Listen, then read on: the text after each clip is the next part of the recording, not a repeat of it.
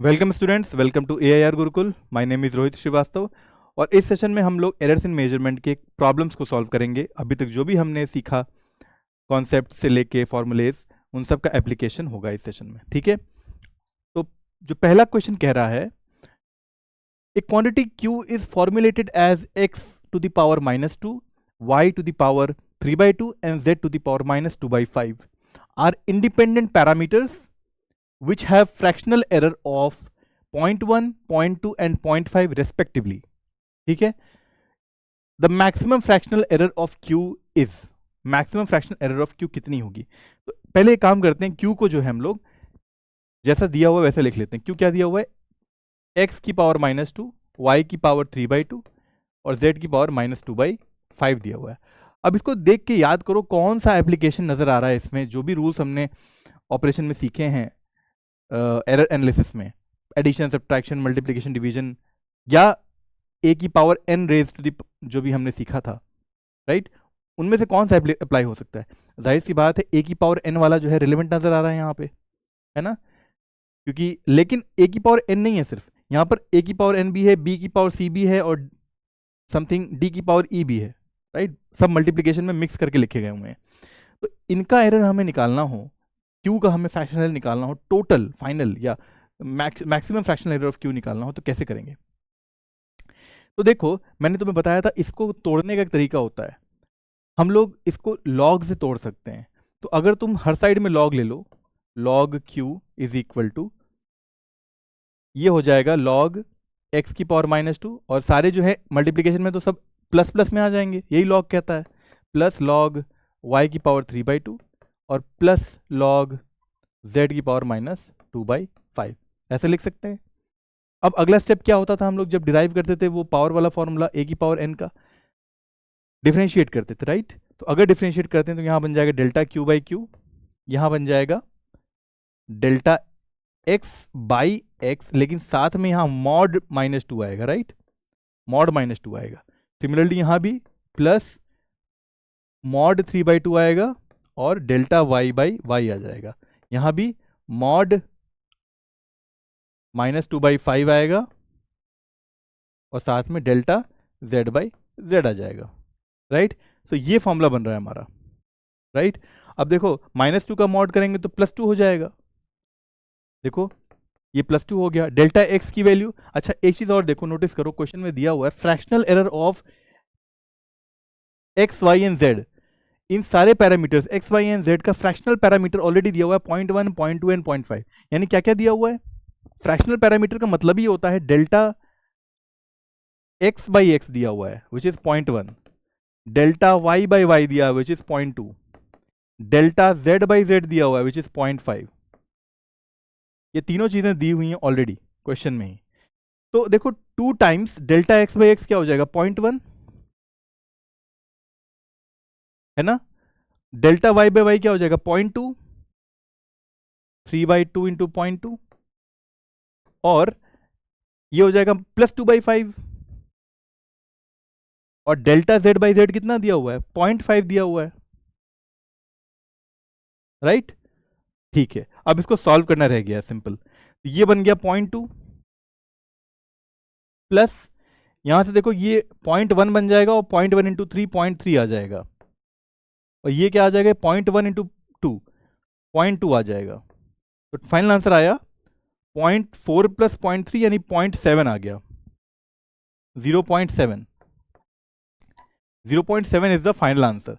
ये final fractional value है Q की, ठीक है, या मैक्सिमम फ्रैक्शनल वैल्यू है Q की। तो जो 0.7 आ रहा है हमारा, वो C ऑप्शन दिया हुआ है इसमें, ठीक है। Option number C is present over here, 0.7। Okay, so I hope this question is clear to you. आगे बढ़ते हैं।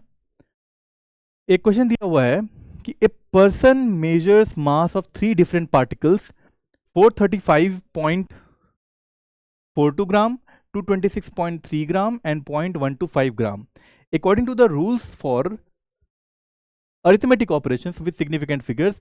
The addition of the masses of 3 particles will be.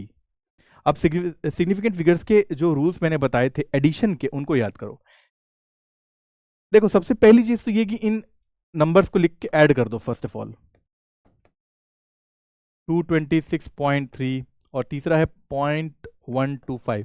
अब क्योंकि डेसिमल जो होता है एक ही लाइन में रहता है और बाकी सारे जो नंबर्स हैं उसके अकॉर्डिंग अलाइन हो जाते हैं, तो इस तरह से तीनों नंबर अलाइन हो गए। अब तीनों का सम करना है हमें, तो यहाँ तो कोई नंबर है नहीं, 0 है, यहाँ भी कोई नंबर नहीं है, 0 0 लगा दो। ये हो गया 5, ये हो गया 2 + 2 4, ये हो गया 7 और ये 8, राइट। ये हो गया 11, ऊपर में कैरी गया 5 और ये हो गया 6 और ये हो गया 6। तो 661.845 टोटल आ रहा है। लेकिन क्या 661.845 ऑप्शन ए में दिया तो हुआ है, लेकिन क्या वो सही होगा? नहीं, ये हम डायरेक्टली नहीं तय कर सकते।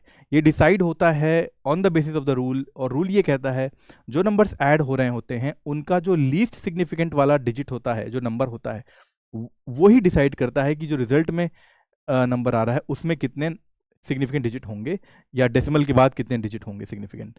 ठीक है, तो देखो सबसे कम जो डेसिमल के बाद डिजिट है वो इसी में है 226.3।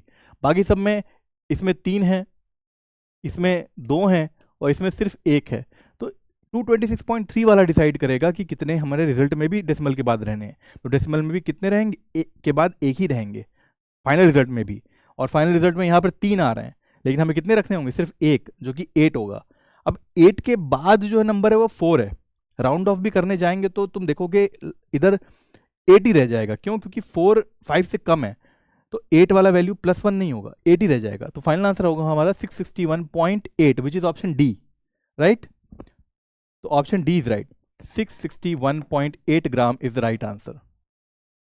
समझ में आया? क्योंकि हमने राउंड ऑफ करने की कोशिश तो की, लेकिन यहाँ राउंड ऑफ हुआ नहीं, क्योंकि 4 5 से कम है, तो 8 पे ही रह गया। और एक ही डेसिमल के बाद एक ही डिजिट क्यों रहा? क्योंकि जो 226.3 वाला है उसमें भी एक ही है डेसिमल के बाद डिजिट, और वही डिसाइड करेगा कि यहाँ पे भी कितने रहेंगे, एक ही रहेंगे डेसिमल के बाद। That's why this answer is right. Okay, now एक क्वेश्चन और आया हुआ है, इसको ट्राई करते हैं, जरा समझते हैं क्या पूछा है। The position of a particle moving on x axis is given by xt is equal to a sin t plus b cos square t plus ct square plus d, where t is time, यहाँ time होना चाहिए t। The dimension of abc upon d is, abc upon d का dimension क्या होगा? अब यहाँ पर dimension की बात आ गई। तो if you recall dimensional analysis मैंने जिसमें बताया था, तो मैं एक प्रिंसिपल ऑफ होमोजेनिटी होता है जिसमें ये बताता है कि जो LHS है और जो RHS है शुड बी डायमेंशनली होमोजेनस, तभी वो फिजिकली मीनिंगफुल इक्वेशन बना पाते हैं, अदरवाइज नॉट। और since it is a meaningful equation, क्योंकि position of a particle is determined by this particular equation, तो ये 100% वैलिड इक्वेशन है। इसलिए जो लेफ्ट हैंड साइड का डायमेंशन होगा वही राइट हैंड साइड का डायमेंशन होना चाहिए, उसके हर एक टर्म्स का डायमेंशन भी मैच करना चाहिए लेफ्ट हैंड साइड के डायमेंशन से। तो अगर xt को देखो तो ये एक पोजीशन को बता रहा है, राइट। और पोजीशन कुछ नहीं होती है, ओरिजिन से उस पर्टिकुलर पोजीशन की लेंथ होती है, जो कि क्या होगी? डिस्टेंस होगी, और डिस्टेंस का जो डायमेंशन होता है वो होता है l। तो LHS का अगर हम लोग डायमेंशन लिखें क्या आ जाएगा? l आ जाएगा अंडर स्क्वायर ब्रैकेट्स। और ये जो l आ रहा है यही डायमेंशन a sin t का भी होना चाहिए, b cos स्क्वायर t का भी होना चाहिए, ct स्क्वायर का भी होना चाहिए और d का भी होना चाहिए, क्योंकि ये सारे लेंथ होके ही तो ऐड हो पाएंगे। तुम वेलोसिटी में लेंथ को ऐड नहीं कर सकते, लेंथ में लेंथ को ऐड कर सकते हो, मास में मास को, ग्राम में ग्राम को ऐड कर सकते हो, राइट। इसीलिए ये लेंथ भी होना चाहिए। तो इसीलिए a sin t will be equal to l, right. तो देखो sin t मैंने बताया था तुम्हें, एक नोट याद करो जिसमें बताया गया था सारे ट्रिग्नोमेट्रिक रेशियोज, चाहे वो sin थीटा हो, cos थीटा हो, tan थीटा हो और कोई भी sec थीटा हो, cot थीटा हो, वो सारे के सारे क्या होते हैं? ट्रिग्नोमेट्रिक रेशियोज होते हैं, जो कि एक पर्टिकुलर डेसिमल या नंबर को बता रहे होते हैं, डायमेंशन लेस होते हैं। ठीक है, क्यों डायमेंशन लेस होते हैं? क्योंकि रेशियोज होते हैं बाई, अगर तुम देखो रेशियोज किसके होते हैं, अगर तुम साइन थीटा लो, साइन थीटा क्या होता है? Perpendicular upon hypotenuse. एक लेंथ बाई लेंथ ही करते हैं हम लोग, कॉस थीटा में base by hypotenuse, length by length ही करते हैं। तो लेंथ जब लेंथ से कटने वाले हैं सब, तो ऊपर में क्या बचेगा? लेंथ की पावर 0 बचेगा, l की पावर 0 बचेगा, राइट। इसीलिए ये sine t, cos square t, ये सारे क्या होंगे? डायमेंशन लेस होंगे। कॉस स्क्वायर टी भी जो है, क्योंकि कॉस स्क्वायर टी क्या है? कॉस टी का होल स्क्वायर है, तो कॉस टी जब डायमेंशन लेस है तो उसका स्क्वायर करने पर, नंबर का स्क्वायर करने पे भी तो नंबर ही आएगा, डायमेंशन लेस ही आएगा। तो ये साइन टी जो है यहाँ पर मतलब नहीं रह गया इसका अब, तो ए का जो डायमेंशन आएगा वो एल ही आ जाएगा।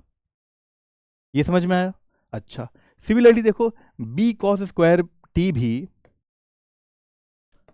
एल डायमेंशन देना चाहिए, क्योंकि प्रिंसिपल ऑफ होमोजेनिटी यही बता रहा है हमें।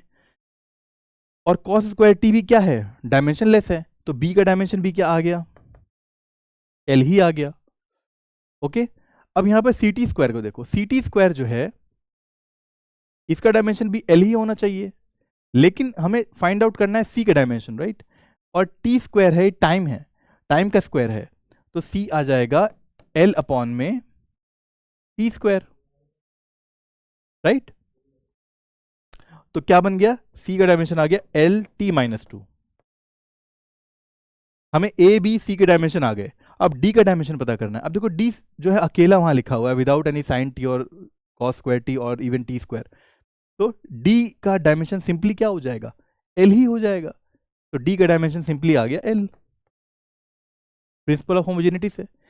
हमारे सबके ए बी सी डी के डायमेंशन आ चुके हैं, अब सिर्फ हमें निकालना है जो पूछा गया है। क्या पूछा गया है, A B C by D का डायमेंशन क्या होगा।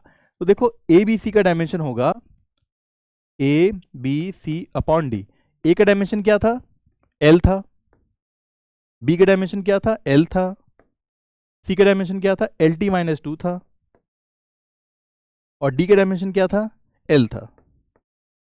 देखो एक एल से एक एल कैंसिल हो गया, और यहां पर एक एल मल्टीप्लाई हो गया, क्या आ गया, L square T minus two. तो ये फाइनल आंसर है हमारा। कोई ऑप्शन है, देखो L square T minus two है, yes option C is there, L square T minus two, तो ऑप्शन सी करेक्ट हो जाएगा। तो समझ में आया हमने इस क्वेश्चन को कैसे सॉल्व किया। इसमें डायमेंशनल एनालिसिस तो लगी, लेकिन साथ में ट्रिग्नोमेट्रिक रेशियोज का कॉन्सेप्ट हमें मालूम होना चाहिए, वो डायमेंशनलेस होते हैं, ठीक है। और हमने इस तरह इस पूरे इक्वेशन का LHS RHS का डायमेंशन होमोजेनियस किया, और A B C by D का डायमेंशन फाइंड आउट किया, that is coming out to be L square T minus two. So this is how we come to the ending of this particular session, and I hope you enjoyed units and measurement. Next session में हम लोग नए topic से start करेंगे. Until then, keep learning and keep having fun with physics. Thank you very much.